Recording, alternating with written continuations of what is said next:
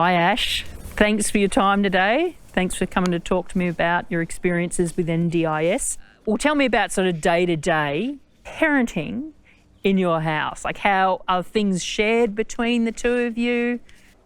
I guess it's shared between us. Get up, they have brekkie, and then get ready for daycare and then go to daycare.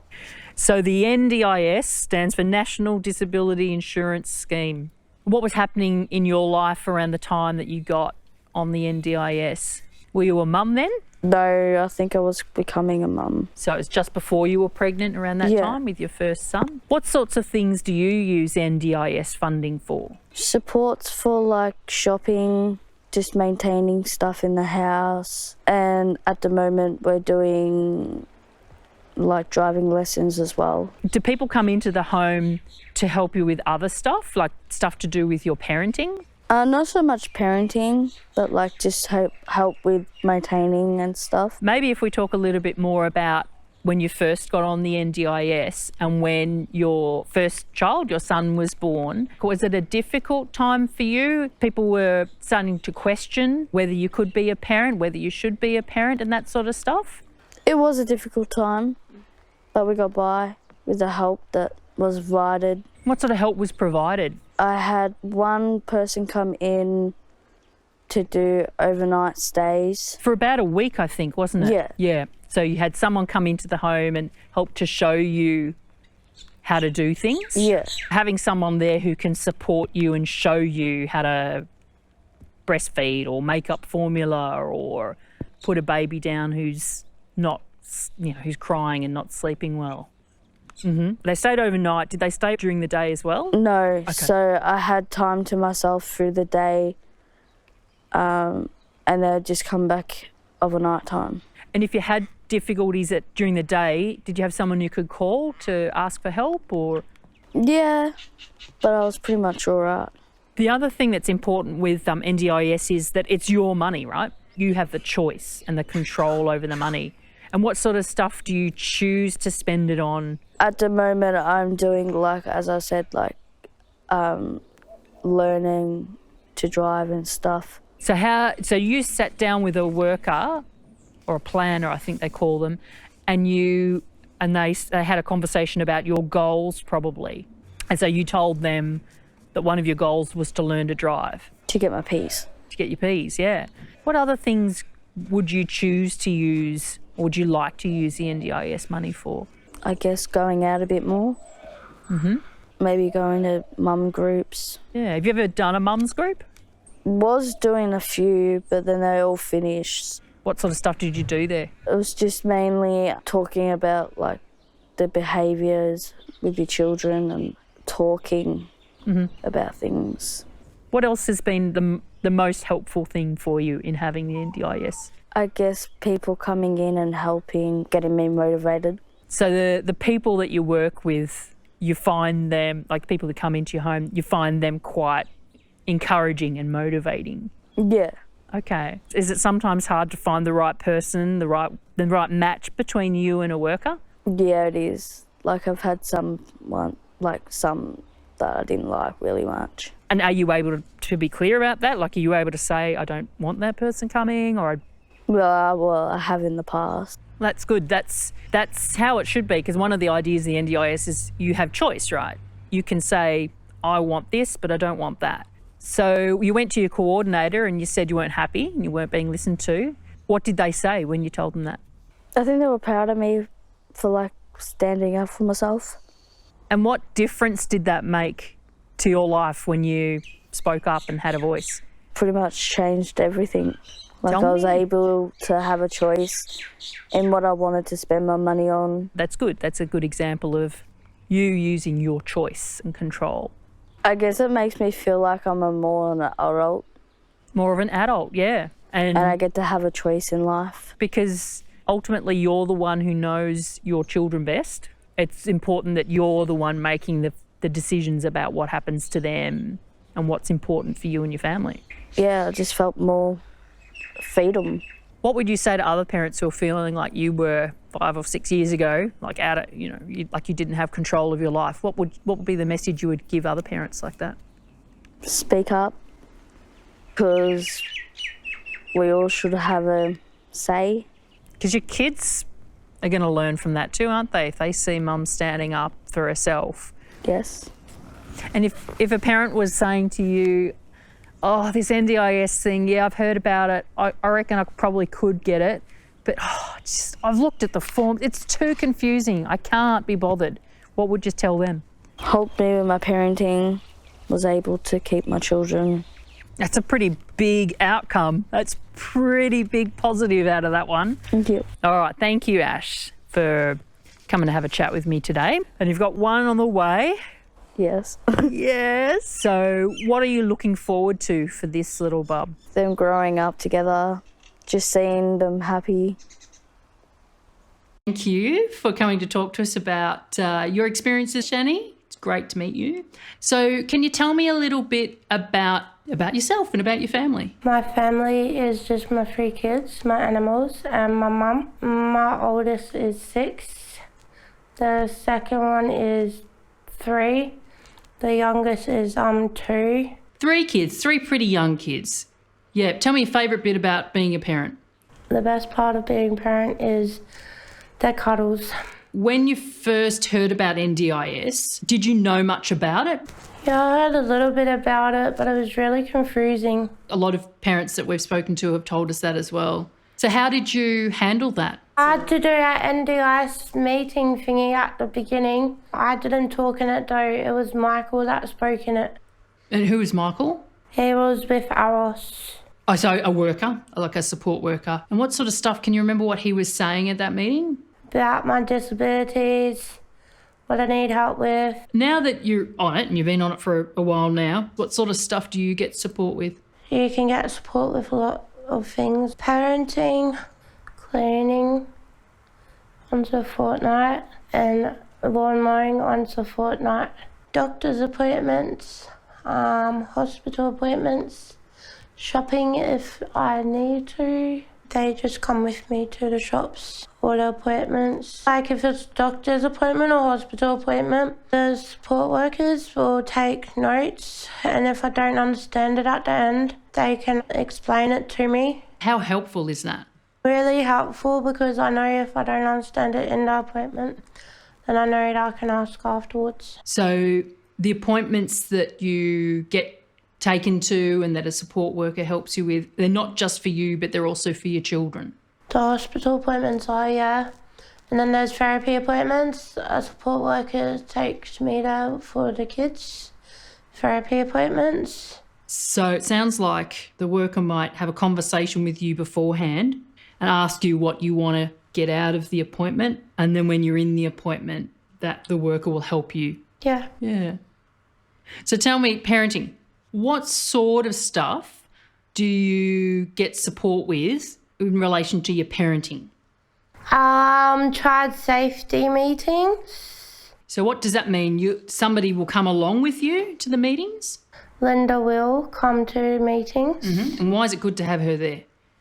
She can advocate for me, and she can write notes of what happened in the child safety meeting. How does Linda know what you want? Because me and Linda talks before the meeting. And sometimes you call Linda up and get advice from her and ask her for help? Yeah. When, like, if the kids are there and if I need to talk to someone. So does Linda come into the house or anyone else come into the house and do parenting stuff with you, like practice parenting? Linda's done circle security with me. We talk about, like what you can do in, like, the challenging times, like when you're a parent. And does that reassure you? Linda was able to come at night time when the kids went to bed to help. She didn't succeed though, because like kids, you can't force kids to actually go to sleep. But me, I can get them to bed about 8ish. Nice. Well done you. You know your own kids better than anyone else, right? Yeah. Are there ways, Shani, that you've been able to get support for your daughter's schooling? Maddie's in a school that is like it's not ages away, but it's like 3 different buses. We're trying to get Maddie into the school that's around the corner from me. so it's easier to get her to school. And Linda came to the school with me to check it out and see the principal. Yeah, and that would have been difficult if it was on my own. But it sounds like having someone who can come with you to these meetings is really important. Yeah, but it takes time for you to trust the person, like a worker. Yep. And why is it important that you be able to trust them? Because if you don't trust them, then it's not a good client and worker relationship. Because if you don't trust them, you can't vent to them about everything, and you can't say anything that is on your mind or whatever. Have you ever gone to any parenting groups? Yeah, groups? I go to a parenting group on a Friday. What sort of stuff do you do there? We're talking about resources. Like activities to do with your kids and... Yeah, and healthy snacks. Right. Last week we spoke about what things we would put in a bag to take on a outing or to a contact. Mm-hmm. They're thinking of doing resources again and stuff for like people with disability or whatever. But we can take the resources home. Okay. Should we have a look at your resources? This is called Dinner Mealtime Jack in the Box poster. Oh, okay. And you've got pictures there with little descriptions that talk about the steps, I suppose, for mealtime and for preparing dinner. With the resources that you've developed, did you do them on your own or did you have some support from someone? I had support from my support worker. Does your support worker go to the parenting group as well? Yes, my support worker does come to a parenting group with me. When you go there, how does it make you feel? Gets you out of the house. Yeah. And there's other parents that have been through the same stuff. Yeah. And that probably has kids that are challenging. Yeah. You've been involved in the NDIS for a while now. If you've got any advice for other parents who might be thinking, I don't know if I'm eligible, I don't know, should I apply? What would you say to them? Try. How might their lives be improved if they tried NDIS? Probably better, because then they would be able to get support. Well, thanks for coming to talk to us today, Rochelle. It's great to have your time. And we understand that you'd prefer not to have your face shown on the video. That's fine. So we're just going to show the back of your head today. But let's get stuck into it and talk about how the NDIS has helped you. Your family situation. How many kids have you got? I got 5 kids. 5. Yeah. 5 kids. Yeah. Wow. And what are their ages? My oldest is 18 and the second oldest is 16, and I got a 15-year-old, 11-year-old and a 13-year-old. One of your kids lives with you? Yep. What's the best thing that you like about parenting? Just love being there with all my kids. What sort of stuff do you do when you're with your kids? Take her to the movies or take her to the beach. Did you know much about the NDIS before you I got on it? No. How did you find out what it was? I found out through mental health and I found out through child safety. And I got my doctors to refer me to NDIS. So mental health and child safety suggested you might be eligible, you might be able to get money through the NDIS. And did they help you? Yeah. What did they do? That's good to know. They put out a lot of forms and it took a while to get it processed. There's a lot of parents that I've spoken to say that that's a really difficult bit, like when they get all the forms that they need to fill in, they don't know who they need to speak to. It sounds like it was important that you had the right person to help. Yep. So if another parent was going to apply for NDIS, what would you say to them about how to do it? Speak to your doctor or go see your mental health psychologist or something, yeah. So the next sort of set of questions I'm thinking of asking are about what you use NDIS support for, ways that it's helped you. Well, Delma, who comes over every Friday for my contacts for my kids, Delma comes over and writes notes down, and like if I'm doing something wrong, she tells me to do the circle security way. Okay. And yeah, I've done circle security on NDIS with Linda. So Delma and Linda have they both been giving you parenting information and advice? What does that look like? I've learned to just be there for my kids, be around them, like be there basically. And So Linda has been very helpful for you in meetings with child safety and meetings with legal people. yeah, Is that NDIS yes, funded? yes. Yeah. So maybe, are you happy to talk a little bit more about that, what she does in those meetings? She just talks in the family group meetings, comes with me and supports me there, like if I need anything. What does she do to help? She just tells her story of what she's seen in, like, with the visits and all that, and it's really supportive having my mum and Linda there, because my anxiety goes through the roof when I'm on my own. Is there something that Linda is able to do, or your mum, you said your mum sometimes comes, that helps you to have your voice in those meetings? Yeah, I always speak my mind and tell them how it is. And There's a strong theme here of the importance of a support person, somebody who can help you through this NDIS journey.